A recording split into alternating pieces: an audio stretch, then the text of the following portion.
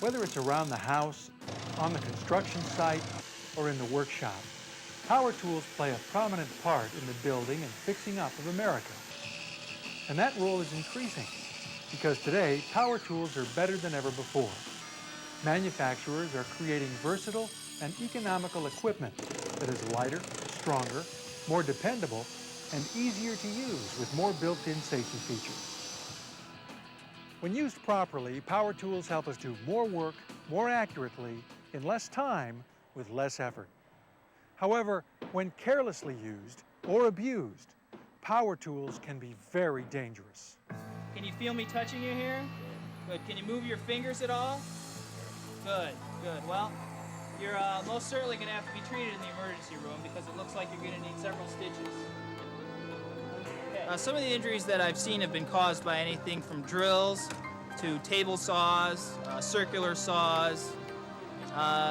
Some of the injuries generally can range from soft tissue, which would be a laceration, to nerve damage and also damage to the bone.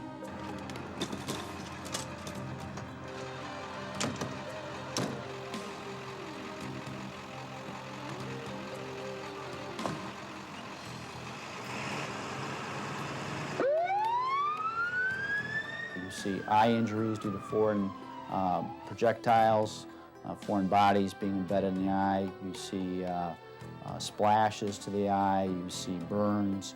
You see grinding injuries to the finger, cuts to the finger. A lot of it dealing with careless operation of some machinery. I was cutting wood on the saw and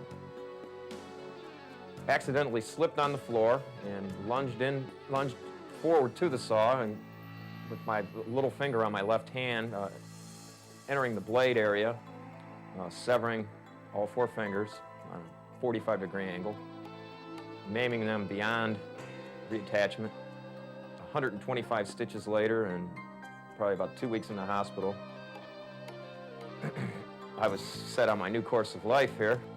A January day of some years ago, and I was cutting a 2x10 for a set of stairs, and there was a lot of ice on the wood, and I was really being sort of careless. I hadn't been careful enough to judge where my hands were as opposed to where the cut was being made. And also, I was also feeling pretty rushed that day. I was trying to get something done in a hurry, and when that happens, generally I tend to overlook things. And the saw began to slip across the ice, and like I said, I had misjudged my finger, and went right across the leading edge of my middle index finger. The majority of injuries that I've treated relating to power tools could have easily been prevented, either by simply paying attention to what they were doing or by the use of proper safety equipment, such as fences on a table saw or keeping the work area clean. It's a constant reminder to this day because, number one, the fingernail's a little discolored, the tip of the finger's a little bangled, the fingernail doesn't grow back properly. During the wintertime, during cold temperatures, because the nerve endings have been damaged, I get a constant sensation on the end of it. It's sort of a little aching pain, and so it's a pretty good reminder of what had happened. In the hospital, they sewed up basically there were 3 or 4 pieces of the finger that they sewed together, and I was fortunate enough to get away with not too badly of an injury. I did something stupid. I was a cocky young 17-year-old who pretty much thought he knew it all at that time, and I found a little scenario where I didn't know it all, to where I shouldn't have been in the position I was. Therefore, this had a good chance of happening, and it did. One little slip was all it took. That's really the hard and sad truth. Most injuries from power tools only require one little slip or mistake. No group of people understands this reality better, nor does more to promote power tool safety than the members of the PTI, Power Tool Institute. The Power Tool Institute is a trade association that was formed in 1961 to promote the common business interests of the power tool industry. Our goal is to promote power tool safety from a total industry perspective. Power tools are an everyday part of many, many people's lives, and we feel it's our responsibility to educate as many people as possible. It's Through the efforts of the Power Tool Institute, a consistent standard list of safety warnings has been developed, and those warnings are packaged with every tool that is sold in the United States. It's the PTI's member company's commitment to the safe operation of power tools which prompted the production of this power tool safety program. In what follows, you'll get some first-hand tips and hints about keeping your work area safe, electrical safety, developing good personal work habits, and proper tool use and care. By adhering to the advice presented here and exercising common sense, you should be able to minimize the chances of serious injury occurring to you. Because the fact is, when it comes to most power tool accidents, they can be prevented.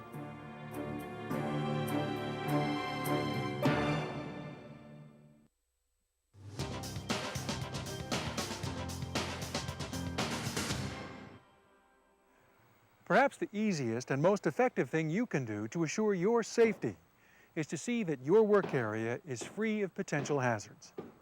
It'd be a good idea when you're thinking of your work area to be sure and keep it well lit and very neat and clean, no clutter around the work site. Clutter can lead to an accident. Definitely one of the things about a power tool is it creates sparks. And so if you have vapors in the air, which can come from a gas heater or it can come from a gas can that's left open, you get vapors in the area, or some other form, maybe paints and that kind of thing, that spark can cause some type of an explosion in the area. And so therefore, you want to make sure you have good ventilation wherever you're working and nothing like that around. Your work environment should also be kept dry. Water or moisture is an excellent conductor of electricity. When you operate power tools in wet or damp environments, you increase the chances of an electrical short and possible electrical shock. And of course, you also need to be aware of your surroundings. Surprises are usually fun, but not while you're working. Keep kids away, keep pets away, but sometimes you can't do that 100%, and so you have to be aware that there are some things going on, and if in fact something happens, you're still in a position to be in control. You have to always make sure that you're in that control position, so that when the, kind of an unexpected, although you suspected it could happen, does happen, that it doesn't make you jump, lurch, move in an unsuspected area.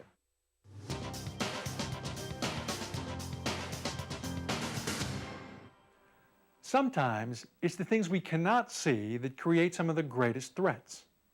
That's the way it is with electricity. You must respect the power of electricity. Power tools are available from various manufacturers with different kinds of cords and plug arrangements on them. A double insulated tool will only have the 2 blade plugs, where a grounded tool will have a 3rd round portion to the plug. And it's always important to make sure that you're mating your plugs to the appropriate outlet and never change the plug to match an outlet. It's a bad idea to remove a grounding lug just so you can get it in an ungrounded plug. That could be dangerous. With 2-pronged polarized plugs on double insulated tools, one blade is larger and can be plugged in only one way. This keeps the hot and neutral lines in the right alignment. So never alter these prongs so they can fit into a socket. And do not abuse a tool's power cord by using it as a carrying handle or to pull a plug out of a socket. Now, there's rarely a power outlet right where you need it, so you will need to use extension cords. When you do, follow the recommendations for the proper gauge or size of the cord. Using too small a gauge can lead to a loss of voltage, overheating, or a possible electrical fire. Extension cords should be periodically checked for damage to the outer insulating jacket. Also, ensure the plugs are securely attached with the ground wire intact. And when working outdoors, only use extension cords marked with a WA or W. The electric wants to take the least resistive path to ground, the easiest way it can get to ground. And if you have some kind of a problem, a leakage problem with your tool, and you are holding on to a very good conductor, like a water pipe, a metal water pipe, or a lolly column, a metal beam in the basement or something like that, that's grounded, you then become a very good path to ground through this contact that you've made. Cordless power tools are gaining in popularity. By the very nature of being cordless, they have eliminated some potential problems, but they also create other concerns. For instance, to avoid possible electrical shock, battery chargers should only be used in dry locations. Care must be taken when handling batteries. Do not short out the battery contacts, which could result in arcing and a possible fire. And because of their contents, batteries should be recycled and not simply put in the trash.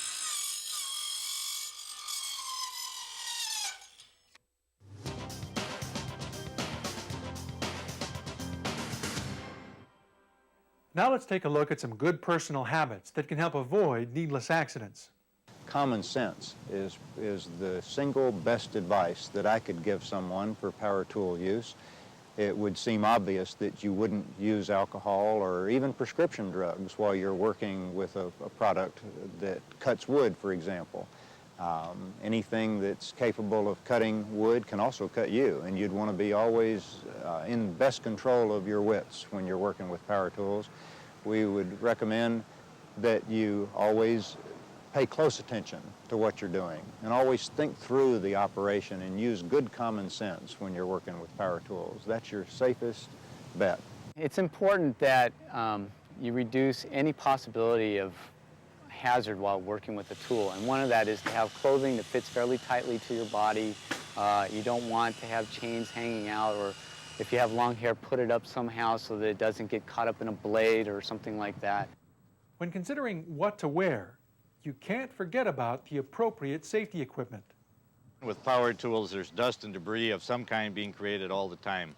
So it's absolutely mandatory at all times with power tools to be wearing your eye protection. And that goes for anybody in your immediate vicinity that could be struck by an object or could have a problem. Now, when working with grinders or other tools that generate heat or cause the workpiece to heat up, you should always wear protective gloves. If the job generates loud noise, use ear protection. Hearing loss worsens over time. Often, you don't even notice it until there's some permanent damage. And often overlooked, but very important, are dust masks. Always wear a mask when doing operations that fill the air with dust, like sanding. Now, before plugging in a power tool, make sure the lock-on switch is in the off position. Also, before starting up, remove blade wrenches and chuck keys. If you leave a wrench or a key stuck in your power tool and then start it up, you most likely will send that piece of metal flying like a missile.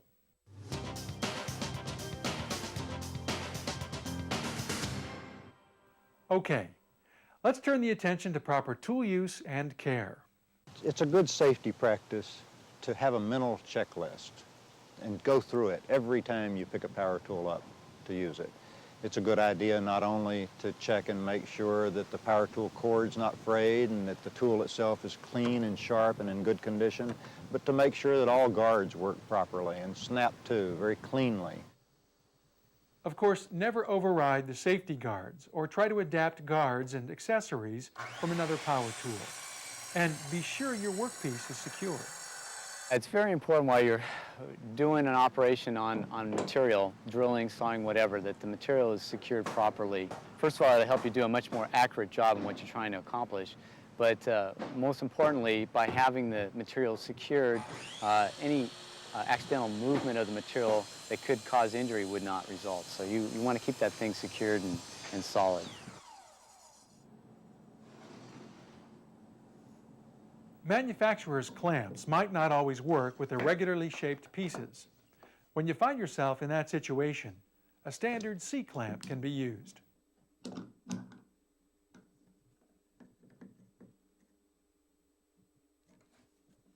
It's very important when you're operating a tool that you're balanced and steady. You don't want to be overreaching up on a ladder, reaching out, trying to get that final screw in or make that final cut. It's all wrong. If something goes wrong, you get a kickback or the drill twists funny, you could fall and hurt yourself. So you want yourself steady when you're operating the tool.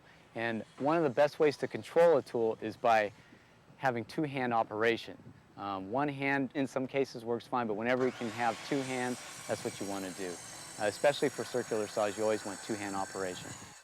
Also, match the tool to the job. Use only accessories recommended in the owner's manual for that tool. Whenever you use a tool for a purpose for which it was not designed, you run the risk of damaging your power tool investment.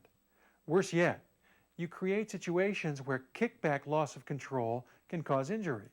And you also risk injury from loss of control when the cutting surfaces of the tool are dull. You have to keep your drill bits, saw blades sharp, and let the tool do the work for you. Taking a dull saw blade and forcing it through a piece of wood not only gives a very bad cut, it's also dangerous because you're overexerting on the tool.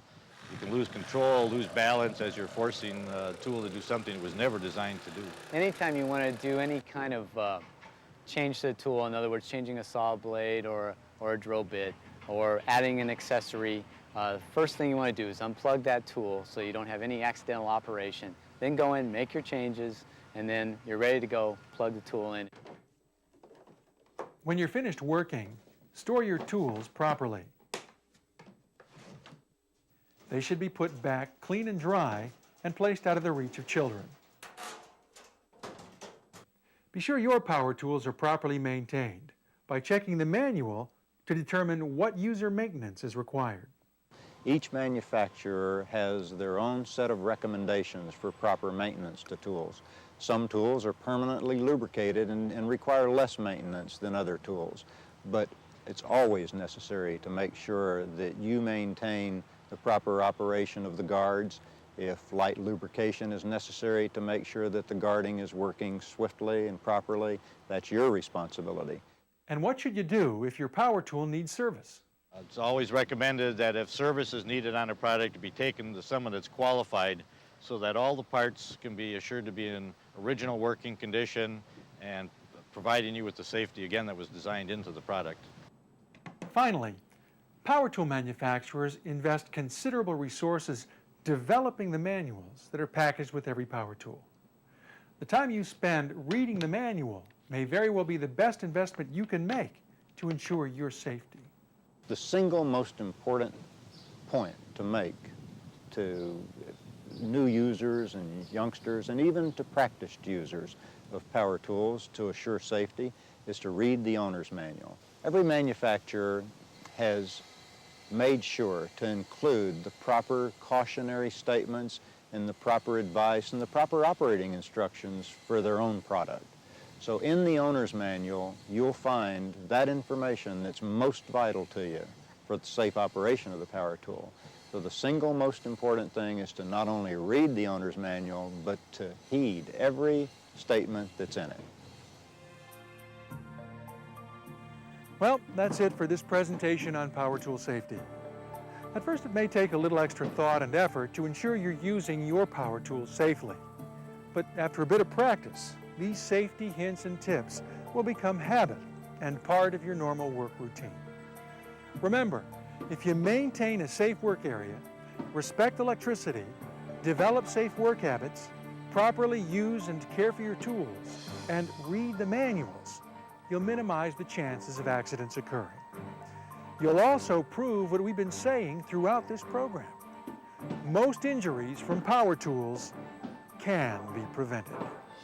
If I could say something to any young shop student or anyone anywhere, just respect that equipment for what it is and be careful. You can never be too careful. Never.